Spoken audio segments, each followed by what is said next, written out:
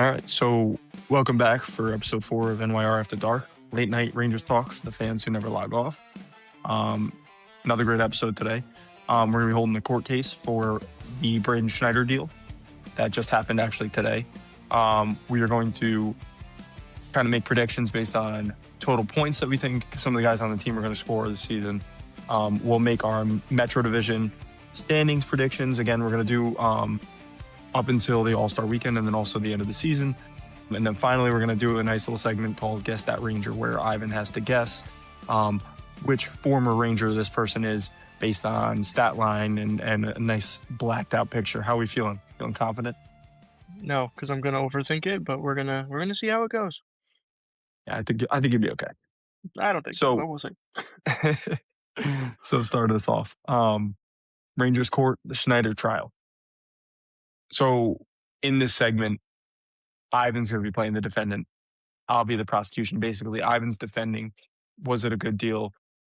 You know, sometimes when you're a defense attorney, you don't really 100% back your client, but it's what you got to fight for, and that's it.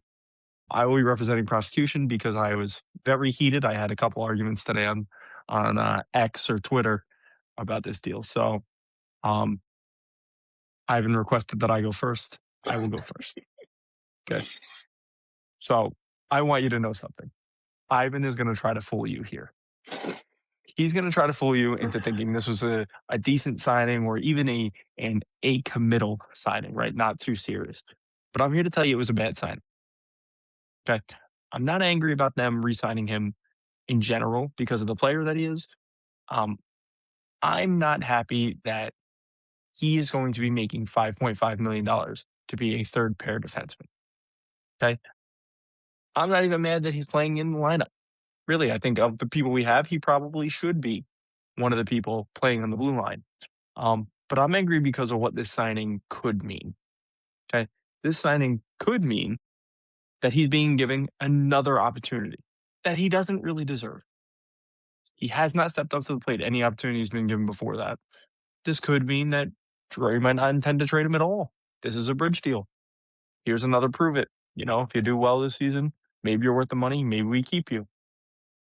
It could also mean because it's $5.5 million and not what was he making last time? 2.2 or a $3 million deal, even if you really had to pay him more, that a team at the deadline that could potentially be in a cap crunch but wants to add would not be able to add him because it's now $5.5 million.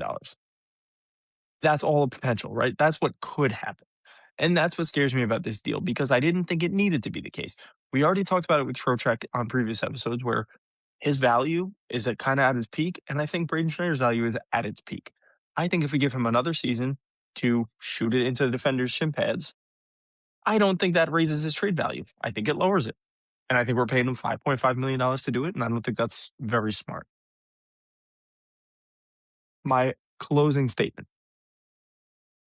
The fact of the matter is he's getting paid $5.5 million to be a third pair defenseman. I want you to know both our second pair defensemen are making $5.5 million and $6 million.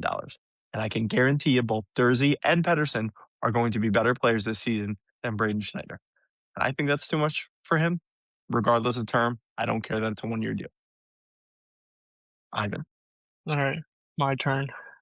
I'm saying this off the record real quick.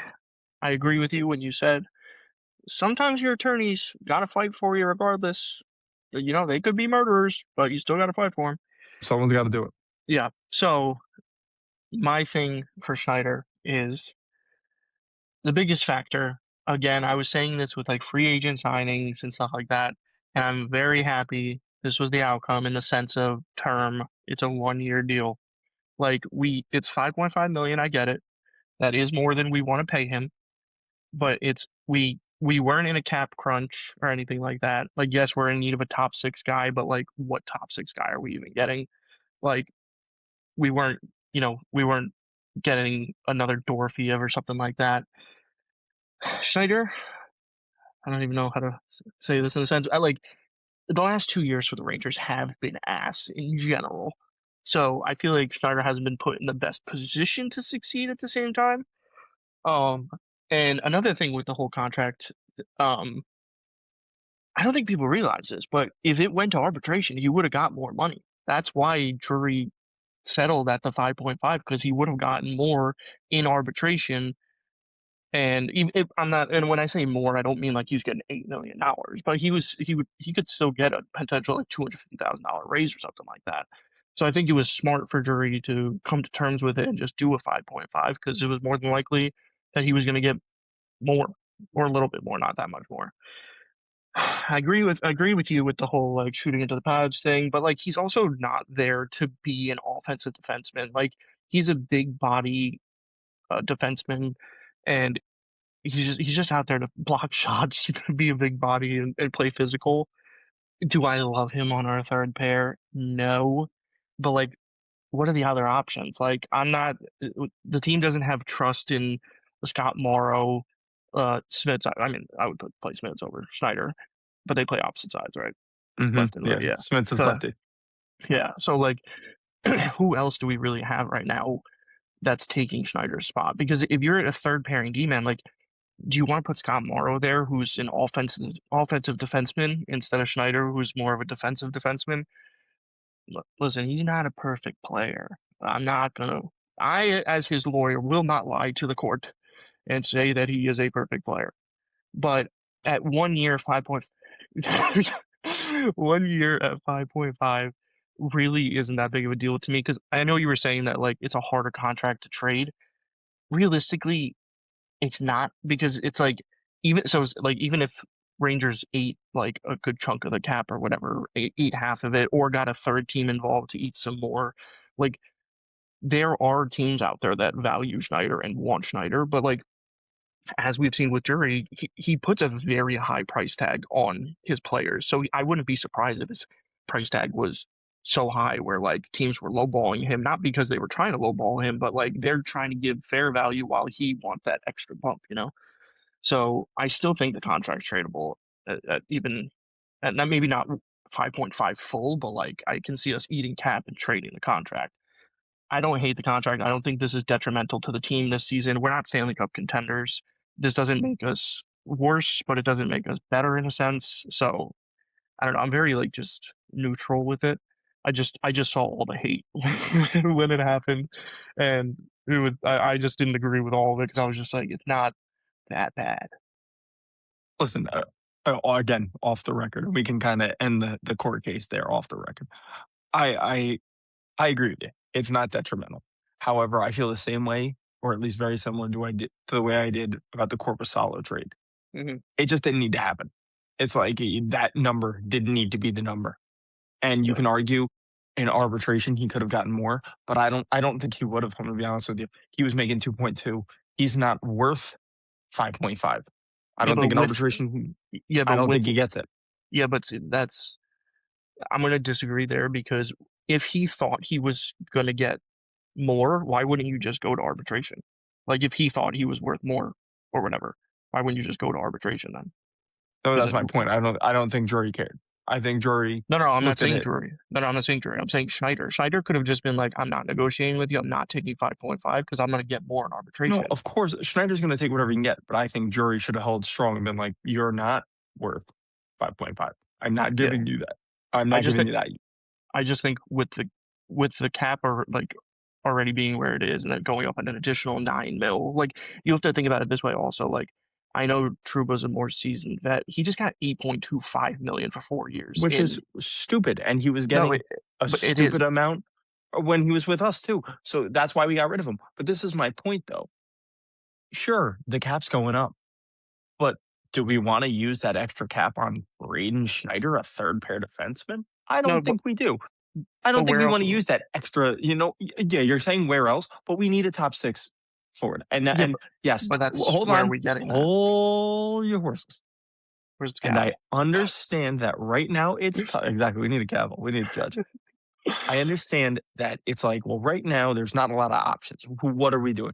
But no matter what, that is cap we could have used for that. We could have made a trade and then we have that little extra cap space to fit that person in. We had talked about it where originally, just to let everyone know behind the scenes, we were going to talk about Kreider on this episode. And now that wipes it completely. Like, there's no chance we could do anything to fit Kreider here and eat that contract for Anaheim, which they desperately need. We can't do that now because of how big this contract is. So that's my point. It's not that it is a huge detriment to the team. It's more just like a hindrance. It's like it didn't need to happen. I I agree, but like I said, like it's a 1 year deal, and even you bringing Kreider in, like just say for example it was Kreider, right? Like I don't want him in our top six anyway because then he's taking time away from like Gabe, Laugh. He might be on PP1 because they No, freaking you're absolutely right, but I'm looking more of it as like if we eat that contract for them, they give us an asset as well, and that's more where I'm no, like, we're trying to gain things. You know what I mean? Like, Kreider's not even the gain there. That's us doing them a favor to gain something in return. yeah, So but that's why I also like my thing is the biggest thing is it's just it being 1 year because like even like Bjorkstrand, people love that signing because one, we got him for 4.5, so that's great. But then also it's a 1 year deal. So like at the deadline, if we're out of the playoffs or whatever, that's it. We all said it. It's an easy contract to move. So sure, like Braden Schneider at 5.5. Bjorkstrand is a guy who can perform because we haven't seen him and given him this opportunity yet. We have given Braden Schneider multiple D partners. We've given him multiple chances to produce, and he doesn't. That's the bottom Yeah, line. He doesn't. but He I doesn't. also And I wait, let me just make this point real quick. Us as Ranger fans, and this happens to all Ranger fans, as a fan of the organization, we end up hating on players. Everybody, when last year when Keandre Miller sucked, like he was getting so much hate, and we discussed it, like obviously not on the pod or anything, but we discussed it. We're like, Keandre's going to get traded, or he's going to go somewhere else, and he's going to exceed expectations, and we have to. absolutely. But I feel like it's not to the same level. But No, I Schneider's agree also with the you. yeah, He Schneider's could also fit in another system very well, yeah for sure. However, we're not putting him in another system. We're giving him the same opportunity we've given him over and over in the same team, in the same environment. This is my point. It's the definition of insanity. You're doing the same thing over and over and expecting a different result. I don't understand it. If that's how they feel, right? If that's how the Rangers front office feels, trade him. Trade him. I well get I it. You're think they looking will. for you're looking for a ridiculous value. You want a top six forward for him. You're not getting it. But again, we're just doing the same thing over and over. And actually, you talked about Kreider eating up spots. He's eating up a spot for Scott Morrow. I agree with you. They don't have a lot of faith in him, but that kid doesn't get standard not standard, but consistent opportunities either. Think about it. Last season he got pulled up, dragged back down, pulled up, dragged back down, pulled up, dragged back down. Like, dude, one turnover, he's gonna have a growing pains. You know But what I that's mean? my thing about like I agree. Like players like Scott Morrow, just as an example, Scott Morrow isn't better than Braden Schneider right now. He has a higher ceiling than Brendan For Schneider, sure. and like he can at some point get there. But like I said, he's an offensive D man. Like I'd rather have a defensive defenseman on a third pair, especially if you have Smits on the left side. Like let him like run the offense a little bit, and then have Braden Schneider, play a defensive defenseman role. You're right, and even with Robertson, who's looking like he's probably gonna be his D pair to start the season, I agree with you. However, I don't think Braden Schneider's smart enough to do that. I don't think he'll sit in his where he's supposed to be. I don't think he'll hang back. I think he is not the highest IQ player, which is kind of what we've seen so far from him. So I worry about that. If he does play that role, I actually wouldn't even mind signing him to an extension be on the third pair. Be a third pair defenseman who just stays at home. I'm totally cool with that. Just don't touch the puck. Don't touch Yeah, the but puck. You send I it on don't. a breakout. You send it on a breakout and get out. Get away from it. That's what I want because every time he touches the puck, he shoots, and he never makes it. Yeah, It's like but that's also like I feel like it's also partially at fault on the Rangers system because like what Keandre last year, a lot of people said like his hockey IQ was low, he was making dumb mistakes, and it's just like maybe at some point it's like a system thing where like maybe they just don't work in our system. sure, And but Keandre had physical talent. He was a shooter. well, no, he was He an was a offensive forward. guy. Yeah, He was I'm right. not He was a forward for yeah, part of his hockey career. I'm That's my point. Braden Schneider wasn't. So why? What are we doing? I don't well, understand. but that's a Sully thing. Like he's like get the puck to the net. Like yes, I know he should hit because it's actually funny It's because got to get to the net I didn't notice the shin pad thing so much until you pointed it out to me, like in the middle of the season, and then every time he shot, I'm looking, I'm like, oh, right in the shin pads, like, every time. It's like almost every time. It's the guy right in front of him every time. yeah. So I think that I would have been a lot more mad at this contract if like if we got the news and they were like, "Oh, we've extended Schneider to 4 years," then I would have been like, "What the No, fuck are they doing?" of course, term, everyone would be mad, right? Yeah, This leaves options, which is what, I was arguing with a guy on Twitter today, but same thing. He had said the same thing. He's like, it just leaves us with options, which I do get. I just, again, why the price? Why the yeah. price? It doesn't need to happen. I'm just curious to also see in the I think we'll get the answer to this in a few years when like the cap goes to whatever number, and then you start seeing what third pairing D men are actually making at that point. Because that's the thing with the numbers right now. It's like It's gonna take everything's time.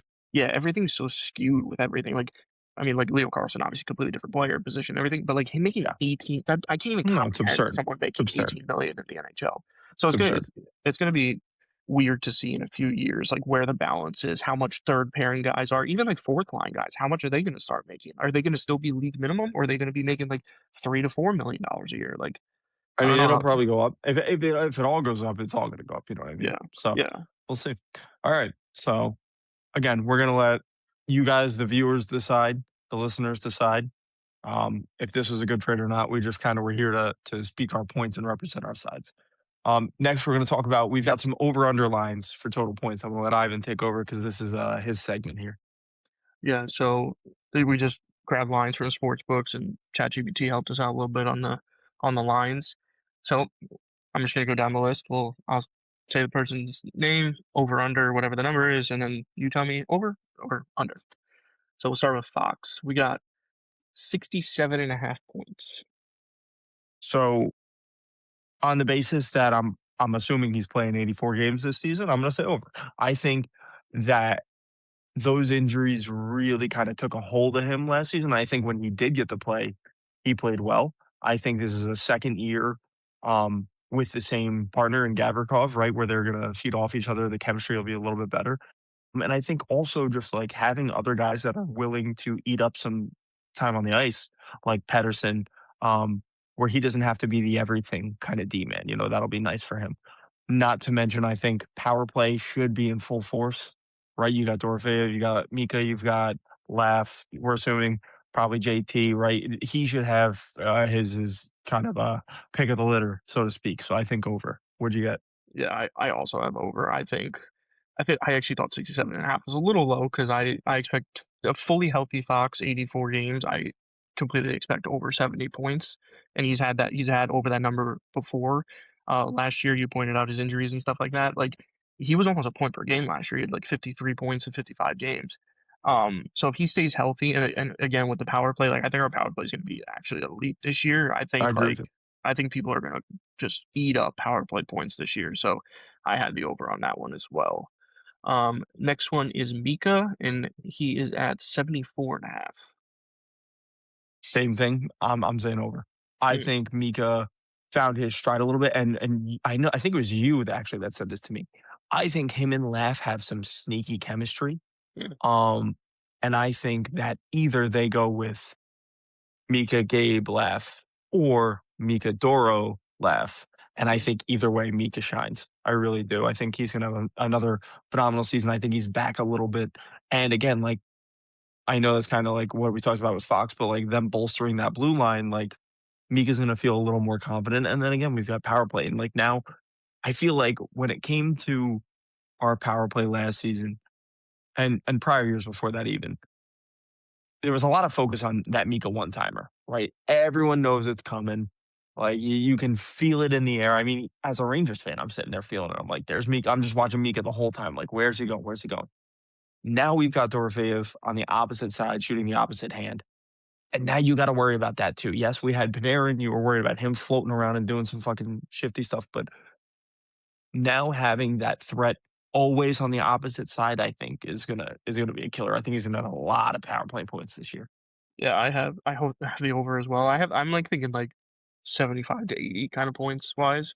Um, I actually think this year, because I agree with the whole power play thing. I think our power play is going to be elite. Having Mika on the left and Toro on the right, Mhm. it's going to be you're going to see some pretty plays there. I'm not going to lie. But the one thing I do think, I actually think he'll have a slight decrease in goals and an increase in assists because Doro's on the other side. Like Okay, fair. I think you'll see a bump in his assists a little bit. And when I say slight decreasing, I'm not talking about like going from like 35 goals to like 20. Like, I can see him being between, like, 28 and 34 or something like that, like, No, I agree I with you. That's why I said points instead of goals for power play. I completely agree. yeah. Alright, next person we got is, JT Miller, and he is at 68.5. I put over, and I'm gonna say it's over maybe a push, right? Probably close to that, like, 68 to 70 range for me. Um, I think he has a much better season. Again, we talk about injuries and all this other bull stuff. I don't think he goes back to 100-point JT Miller. Um, but again, like, you're adding some other people in the top 6. If they end up keeping Gabe on that top line and you give him Dorofei, I really do think that'll help him a little bit, right? That's a guy who I think JT is a little underrated when it comes to his playmaking ability, his hockey IQ, stuff like that. Like, I think he really does shine in positions like that, and I think kinda having a pure scorer with a guy who is, like, willing to mix it up in the tough stuff, I think it's gonna benefit him a little bit, right? I think he's gonna have a lot of assists this year. So I'm gonna say over, but maybe even close to a push.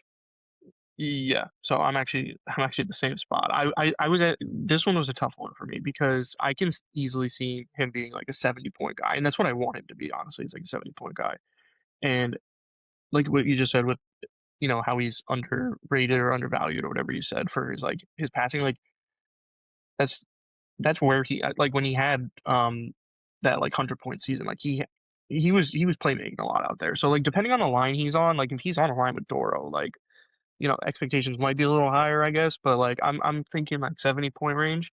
And I feel like he's undervalued or appreciated because people just hate his personality.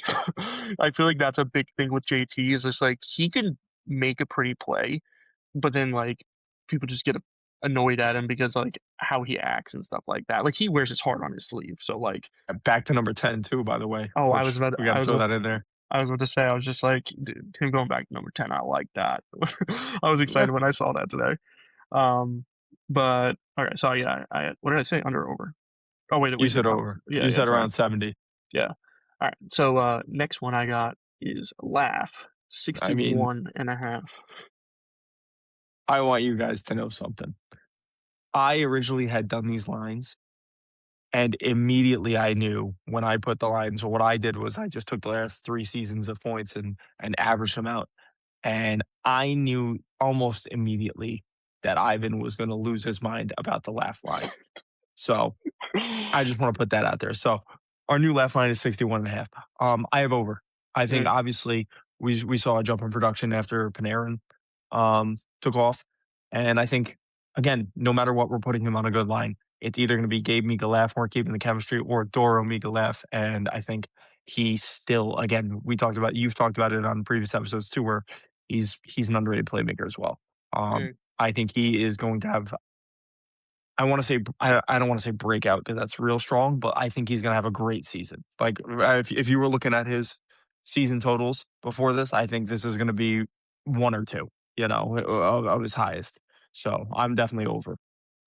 Yeah, this one was a no doubter for me. I had over because, Shocker. well, not even just because I'm a laugh homer, but like if he gets consistent top 6 minutes with PP one time, that's the key is the PP one time. Yes, I've you're right. said this forever. Like any first or number one pick you have, even top five pick, they all immediately get PP one time in top line minutes. He just like he's never gotten that. And like you said you didn't want to say breakout. I'm breakout season. I'm saying it's Give gonna me be the a breakout. guarantee. I give the Ivan guarantee it's gonna be a breakout season if he stays healthy. In a perfect world, I'd want to see him get like 70 plus points this year. Like I mean, he ended this with the Gabe and Mika line and being on PP1 and like just being him in front of the net. Like he has impressive hand-eye coordination, and he was even working on that in like practice. He was going in front of the net and stuff like that, doing deflections. Like I think the PP1 time is going to be key there, and like obviously the consistent top 6 minutes. But yeah, he really impressed me at the end of the season. I think he had like 28 points in the last 27 games. Like, oh, yeah, Rangers are out of playoff contention. Don't give a shit. Other teams care. Like the players still care. Like those Stupid, games. that whole argument. Yeah, I hate that argument. But yeah, definitely have the over there. Next one we got is Cooley at 43.5. This one was actually tough for me because This was tough for me too. I have the under. okay, yeah, I Again, was gonna. not by much, probably around 38 to 40. Mm, Um, but I think he drops to the 3rd line. which we're all expecting. And I think he finds himself in less of a need to score, if that makes sense. I Defensive think, line. yeah, I think he in previous seasons has been kind of just asked to do it all because it's like, hey man, we're putting you in the top six. We need you to do a little bit of everything, you know. Mhm. And I love Cooley. I really do. I think he is if he's on our third line, we're in a great spot. That's how I feel, right? I do think he just produces a little less. Nothing against him. I think he has a great season. I just think he's under that point total.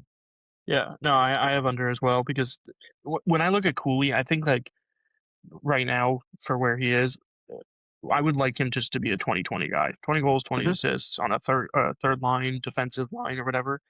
Um, I could all depending on where he plays in the lineup, because we technically don't have that, that top six winger on the second line right now. Like everybody just assumes it's going to be Bjorkstrand, but like we also know that JT loves playing with players that like go to the net and stuff like that. So I could like realistically, I could see Sully putting Cooley on that second line if it's with like JT and Gabe or Dora, whatever it is. But like if I'm looking at him from like a third line perspective, defensive line, like I would want a 2020 season. I think he would get below the 43.5, but like he could get close to it, but I would more so expect like 35 to 20 points there. But love Cooley as well. I agree with Great you. And player. actually, now that you say that whole second line thing, I don't even again just for this season, I don't think I'd hate it. I really don't. I think Yeah, him and JT would be a nice pair, especially if you put a scorer on that line or even a Gabe who's a just an offensive mind. yeah, his best friend Connor Sheary's gone. And Trocheck, his Like, actual best friend is gone. But it's gonna be a rough one for JT. yeah, yeah. All right, next one I got is Doro at 65.5. I have over. I do have over. I think we traded for him to be a scorer, right? That was our whole point, right? You're not taking him and putting him and paying him 11 and a half to not get points, right? Their whole scheme is going to be to set this guy up to score. I think he'll be on PP1. I can't see a world where he doesn't go over 65 and a half. Yeah, I have over as well. Um, like Cooley, like Doro, like I would love him if he was like a 35-30 guy kind of thing. Realistic, like perfect world, I would love to see him get the 40 goal mark. He's obviously not a Panarin, so he's not going to like stack up the assists and stuff like that. Like we talked about before, our power play is going to be very good, so you never know. Like maybe he'll stack up assists there, but I would like to see him be like a 35-30 guy. So I definitely have the over there. Next one's Gavrikov at 34.5. So this is what I'm talking about here. This is why people you can't trust everything ChatGPT does. Gavrikov has one good offensive season, and we're putting his line at 34 and a half. I have the under. I mean, he's a defensive defenseman. I shouldn't even have to explain myself. This feels ridiculous. However, um, again, talking about Fox, and hopefully Fox is healthy. I don't think he'll need to. I think he can go back to his roots, and sure, every once in a while we can get a Gavy slap, which I'd love to see. Um, but for the most part, I don't think he'll need that skill set to be utilized as much as last Yeah, season, where he was fucked. I mean, he was playing power play, the first power play unit for God's sakes. yeah. Yeah. So I also have the under. Like he had a great offensive season, but there was like a lot of factors to that. Not only like Fox being hurt, but like our defensive core sucked. So like he was really relied on. And like, hey, listen, he could put the puck in the net. So I wouldn't mind that. But like I still think it's gonna be under. I don't see him getting 35 plus points. Like I mean, yeah, no, I'm not gonna say like yeah, I can see it. Like I was thinking like 30, like I could see that. Like I don't think he's gonna At score. What do you have this year? 30 would be 12 goals. another phenomenal offensive year for him, by the way. Yeah, So yeah. But like what do you have this year? I think he had like 12 goals this year. Like I don't think he's getting 12 again. Like there's no shot on that. But mm-mm. yeah, that was a that was the one number where we looked at it and we're like, 34 and a half is a lot. But I think No, it's there was because of another one. There was more. oh well fine. Did we get to it yet? We'll get to it, I guess. All right, so next one is Gabe at 54 and a half. What do you got on this one? There's another one I got under. I love Gabe. You know, spoiler, even though I'm not as out front about who my favorite player is, Gabe is my favorite player on the Rangers. Um, I think it's under. Again, I think it's close, maybe 50 points, but it's under. And I think that is solely dependent on where they put him in the lineup. if they put him on that second line with like a Cooley and a JT or something like that, or a JT and a Bjorkstrand, whatever, however they do it, I think it'll be a little tougher for him to get as many points because if he's with Mika and Leff, I think it's a layup, and I think he crushes it. So just for me, I think that's setting the bar very, very high for a still pretty young player who hasn't even played a full season in the NHL yet. Um, and I wouldn't be unhappy with him at 50 points, but I just don't see him getting 55 plus. I just, to me, that's a bit of a heavy ask. Yeah. Let me just say this: we we did not compare notes before this, but I think we've agreed on all of these. And what you said is literally exactly what I wrote down. I put the under. I think he'll get 50, but just 55. I don't know. It really depends on where he plays in the lineup. But also, I did note that if he does play BP1, there's potential for more points there. But I don't think he's going to play PP1. That's why I have him as under. But like either way, he had I forgot what it was. It was like 27 points in 49 games, and then when I looked it up, that's like a 45-point pace.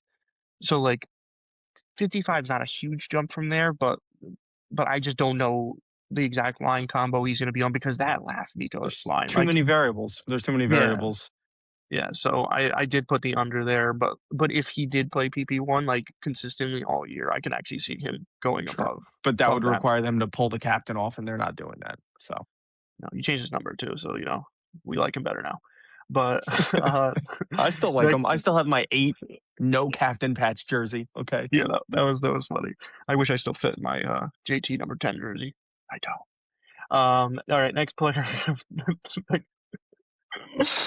Next player is Lava, and that was at 30.5. I actually have the over here. Okay, Um, okay. I have the over for kind of again, one reason is that I'm assuming it's gonna be like a Cooley, him, Carte line maybe. Um, and I think he's just gonna be the offensive guy on his line. I think Mhm. he's gonna be put with a couple defensive guys on that third line. And I think he'll end up being all of the offensive production. Not to mention, he's got some sneaky speed. I could see him getting a couple, and this is gonna be my weird, like, you know, uh, call out or shot for the night. I think Laba gets, like, a couple shorties this year on Uh, PK. He's yeah. phenomenal on the PK, and he's so fast, man. I mean, I could see him just dipping out with the puck and breaking away on his own on a PK shorthanded, so I would love to see that. So I think he actually gets over, and again, like, this is another one really close to the line, maybe 32, 33 points.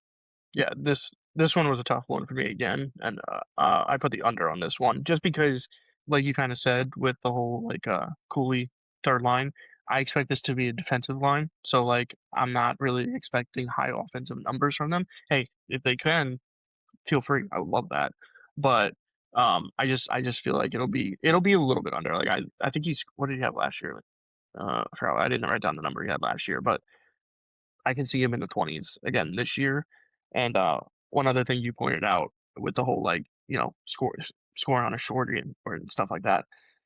We actually have puck moving defensemen this year, so I'm hoping to see more than 5 breakaways the entire year. And he's a player that like he's got Gone, sneaky speed. He's got a long gone. stride. Yeah, so like maybe we'll see some more breakaways this year because I complained about this so much last year. Like I felt like I could count on my one hand how many breakaways we had all Yeah, it goddamn was year. not a lot. So I think the defensive core will make a difference there, but I still have the under there. Um, but I love Lava, and I would like to see him progress, obviously. Next person we got is Bjorkstrand at 42.5. I actually have over for this. Okay. And the reason I have over for this is I think he's going to be asked to do a little more than in years past.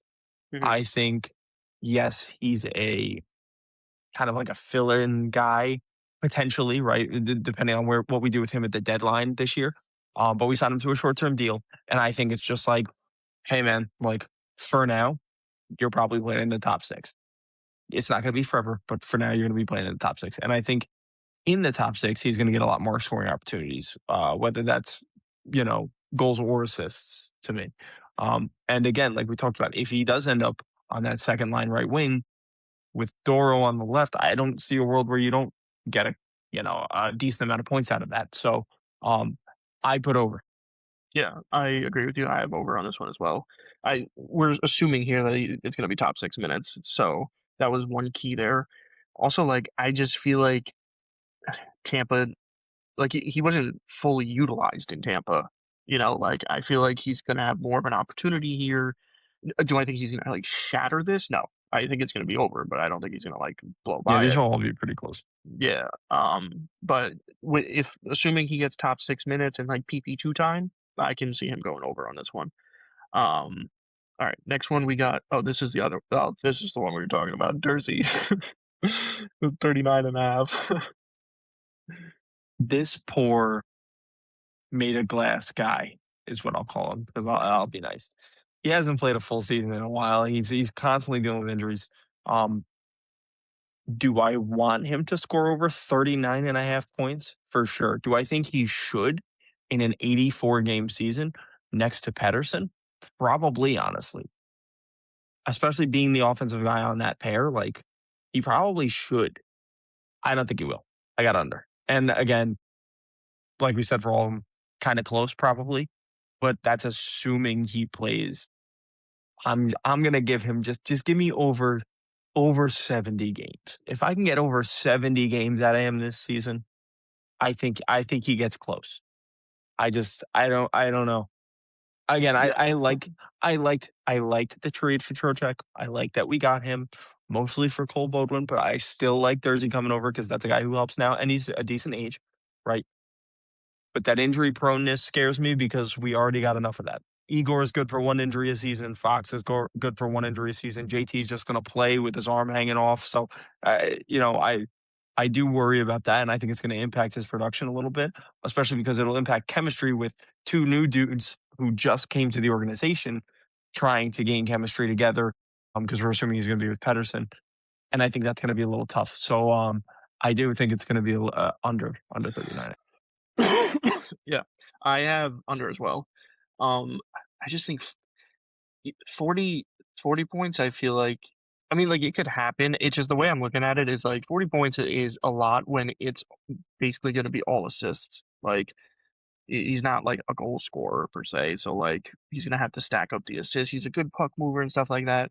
Like you said, he's gonna have Pedersen on his left, so he's gonna have like a defensive defenseman on that side. So you would think that he would maybe take more of those offensive like chances and stuff like that. I just have the under here. I mean, if he got over 40, would I be like totally shocked? No, I'd be a little surprised, but I'd be shocked. I'd be a yeah, little shocked. I'm not gonna but lie to you. yeah, 40, I don't know. And like you said, like, I mean, playing a full 84 game season, I just don't think he's gonna do that. But yeah, so I just have the under here, and then last one we have on this list is Pedersen at 24 and a half, and I have under on this one as well, but like close. Like if he was above it in like 27, I wouldn't be surprised or something like that. But again, it's like same thing. He's good puck mover. He's gonna stack up on assists and stuff like that. But I feel like he's mainly there to like be that defensive kind of anchor on that pairing. So I have the under on him as well. Yeah, I wrote under slash push. Again, same thing. Very, very close to 24 and a half. Anywhere between 22 and 26 wouldn't shock me. Yeah. All right, and that is the whole list on that.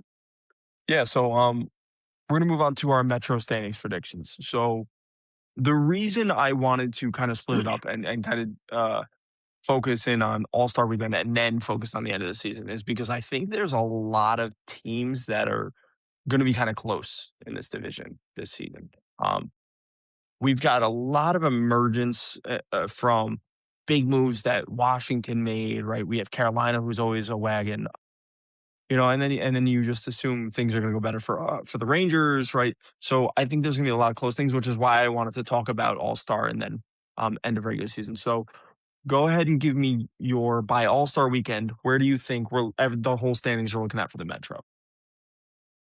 All right, so this one was a little tough because like I was looking at it more from end of season, but like at the All Star break, like I think we probably gonna have the same three teams up top. It's gonna be Carolina, Washington, New Jersey.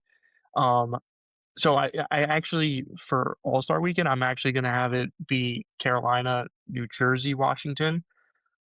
And the reason why I put New Jersey second is because if they're healthy, they're low key like a wagon of a team. Yeah, they're a good But team. but I'm also assuming they're gonna do something with their goaltending position because I can't imagine them going with that tandem of, Jake Allen and, Dawes, March whatever what yeah. No, Marchand went to March is Panthers, gone. but Yeah, sorry. yeah. No, you're good. But yeah, so, like, if they stay healthy, they can be a very good team, but, like, Washington, holy crap, did they really they They had a bolstered. Oh my yeah, god, they built.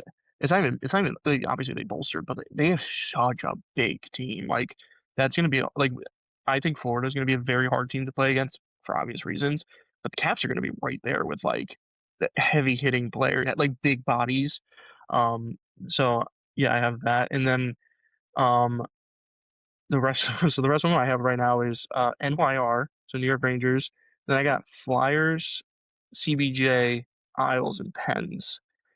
This is more of the batch where it's just like anything can happen You think kind it's of all thing. close? Yeah, it's like I don't think there's like the Pens I don't think the Pens are gonna repeat what they did last year. I think everybody outperformed everything that was expected, and I don't think that's happening again. And like they also didn't re-sign Mantha, so, like, where are they replacing those 30 goals and stuff like that, like, there's question marks there. Um, CBJ I do like. I could have honestly put CBJ above the Rangers just for the fact of, like, I do like their top 6, and I do like their decor to some extent, but goalie situation is question mark there, and I don't like their bottom 6. Um, Flyers, I like the Flyers, but I also think I don't wanna say outperformed maybe, I'm still surprised they made the playoffs last year, like, I don't think they should have made the I think playoffs. that was a product of a bad division.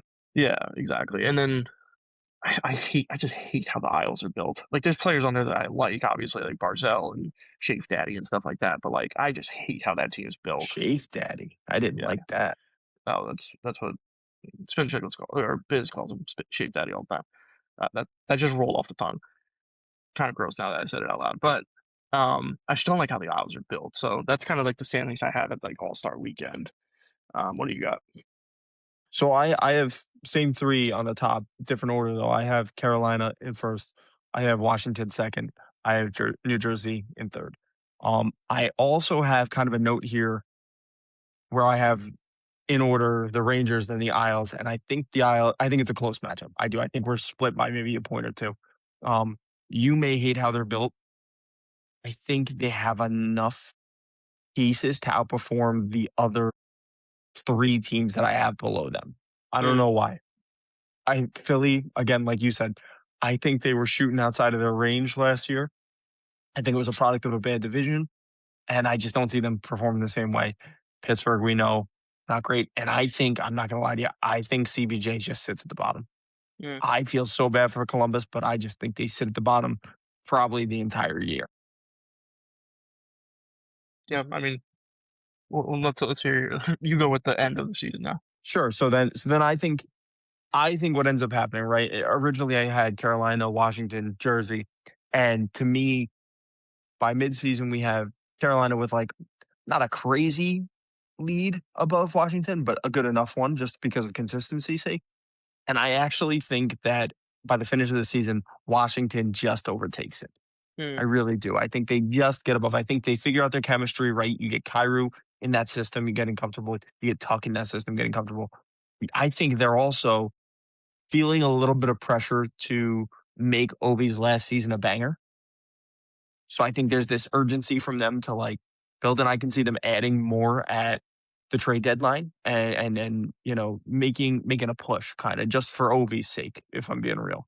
And I think they just overtake Carolina, maybe by a point or 2 to win the division. Then I have Carolina, New Jersey. I still have us and the Isles close. I think we stay above them just a bit. mm. Um, and then we've got Isles, same thing, Philly, Pittsburgh, and Columbus. Yeah, so I have Carolina first until someone like the Stanley Cup champs like that. It's just the system they play and then like how they play as a team. That's just like a hard team to take out. But then I do have Washington second, so I did flip New Jersey and Washington. I just can't trust the Devils staying healthy all year until they No, can you show me. Yeah, until they can show me that they can stay healthy all year. Like I still have them third in the Metro, obviously. Um, and then listen, I know we're a Rangers podcast, but like I feel like people look at the Rangers team and are really like undervaluing what they can do. Like I think like how Drury rebuilt our defensive core, I think that's going to make such a huge difference. And like I was preaching it all year last year, like none of our team could make a goddamn breakout pass. Like, and they relied so heavily on Gavrikov and Fox, and now that you have like a competent second pairing, and then obviously third pairing we got Schneider, and then who knows? It's either gonna be Matthew Robinson, maybe Smits comes up. Like, I think we have a much better decor, so I do have us fourth to end the season. And then I actually have CBJ, Flyers, Isles, Pens.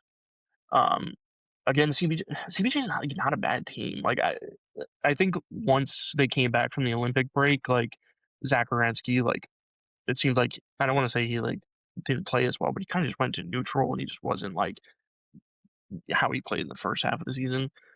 And I still like that team. I like the add of Nichushkin and stuff like that. I think Fantilli can take another step. I love Marchenko. Um, but also at the same time, if they do a fire sale, which I don't think they will, but like if you trade Marchenko, that's Well, that's what scares me, and go to right, the and ball. that's what scares me, honestly, and honestly, just the little locker room stuff that they have going on, right? Where we heard about Werenski asking for a trade, and no, I'm gonna stay. No, I'm just not re-signing. Right? You didn't really know what was going on. I think there's a mixed bag of emotions when it Hmm. comes to that locker room because of that, and I think that's gonna affect them a little bit this season. And I think maybe they don't do a fire sale, but I do think they move some pieces, kind of moving towards the trade deadline. Yeah, I will say with the Werenski thing because he technically didn't ask for a trade. CBJ No, asked him, like, and yeah, he just said he wasn't planning on signing an extension. So yeah, but I think like when this stuff happens, it usually like you just said, it like opens that bag, like Brady to Chuck, like we saw what happened there. I think they really cleaned it up. Like, I like what the team released. I like what Oransky released, saying like, we want to be here, we want to build stuff. Obviously, the team has to prove it. Like, I don't think he's just gonna stay there because he's loyal and they're not gonna win. Like, I think that's a huge factor. But I think they did clean it up, so I don't think it'll be like that hazardous to the locker room. And then yeah, like I said, I had Flyers after that. I like the Flyers. I think they're a young team. I think they can continue to progress. Still surprised they made the playoffs, but like I don't do I think they're gonna make the playoffs this year? No, because like New Jersey, I think is gonna get in and stuff like that. Isles, I know they changed their core and everything. Like they don't have Andres Lee anymore and stuff like that. But I just don't like their team. Like Braden Shen, I thought that was a weird ad for them. JG Pajot getting the extension, I thought that was just like why not just let him go or trade him or whatever.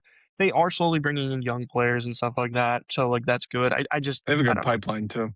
I Yeah, don't their know how many team they're going to pull up this year, but Yeah, the team is just the Isles have just always been a boring team to me. That's just I don't know what it is with the Isles, but they've always been a boring team.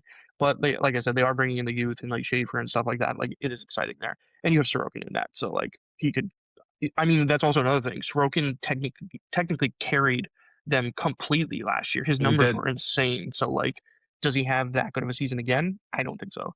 And then the Pens, like same thing. I just have them at the bottom. I just don't think they perform like they did last year. I know you still have like Sid and stuff like that, Malkin, but like they're also older and stuff like that. I still think they're going to be very good, but I just think they really outperformed their expectations last year, and that's why I have them at the bottom. Also, I hate the Penguins, but still, I have them at the bottom. They do have some young pieces that aren't terrible though. They do have what's his name? Kindle.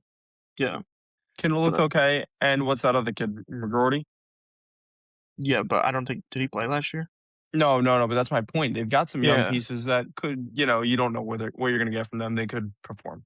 yeah, but I then but agree then with you. they still got players like Rust, Raquel, and stuff. They just have like players that like they won with previously still, and I don't know. I It's know. just it's an older team. That's the only I reason get why it. I have them. I do. Yeah. I do. All right. So now for the fun part. Okay. Who's that No. Ranger? Okay. I'm actually also going to be posting this on X. So every one of you will see this if you follow us on X there. So, Can I Ivan, I'm bring? going to have you can Yeah, pull it go. up. I'm going to put it into the video for any of you who are watching on YouTube. But like I said, it'll also be on our X. So we've got our Who's That Ranger. Just for the listeners, this is a guy who, and these are all stats that were only with the Rangers. So with the Rangers, he played 110 games. He scored 4 goals with the Rangers. He had 8 total assists with the Rangers, 12 total points if you're doing addition there. And his total plus minus, again, with his tenure with the Rangers, is a -9. Talk me through what you're thinking. Just a first glance, first guess, no hints. What do we got? First, Tommy's a real piece of shit, by the way. You could have thrown me like a softball a little bit. Like I wasn't expecting that 110 games and like 12 points.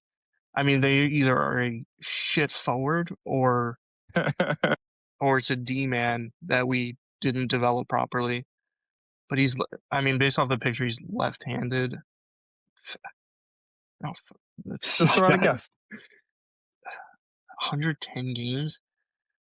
It's a lot of games. It's gotta be a D man because it's 12 points. I can't imagine we kept a forward for 110 games and they only scored us 12 points. Connor Sheeran. If he played 110 games, probably would have had left. I'm trying to think. Do I have to give a guess on the first one, or You got to give a guess. I just need a guess. You're going to get 3 guesses total. Why not throw one out there? trying to think of D man? Hmm. It's not right. I'm gonna say Nils Lundqvist. It is not Nils Lundqvist. Fuck. Okay. So here's your first hint. Okay.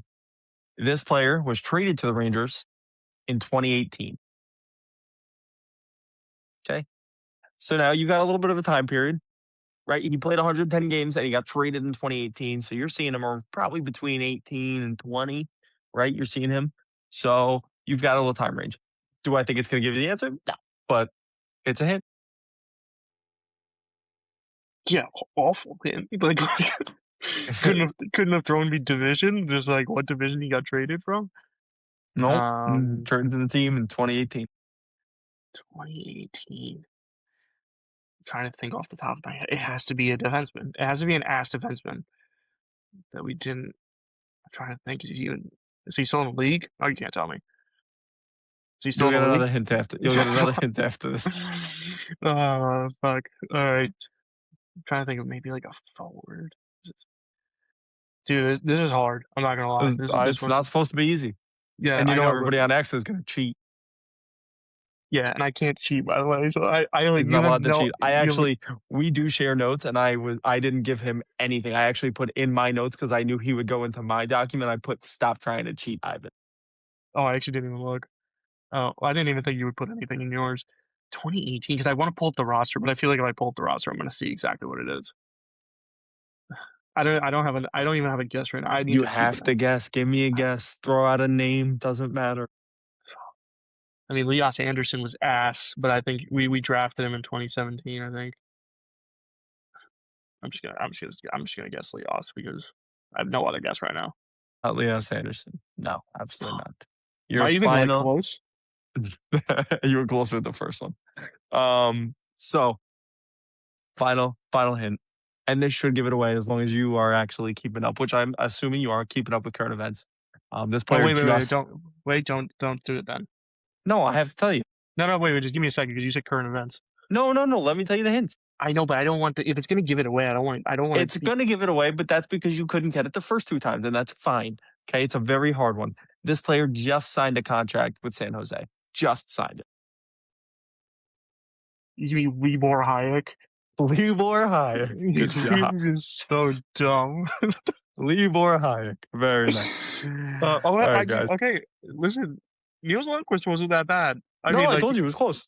okay, no, okay, Not that's not as terrible. bad as I thought. Okay, all right, cool. Oh, jeez. All right. Well, thank you again for listening to NYR After Dark. Make sure you follow us on X, Instagram, TikTok, all that fun stuff. YouTube, you can subscribe to us and watch us if you want to see our faces. And we will see you next week for some more late night Ranger talk. All right, thanks for listening, guys.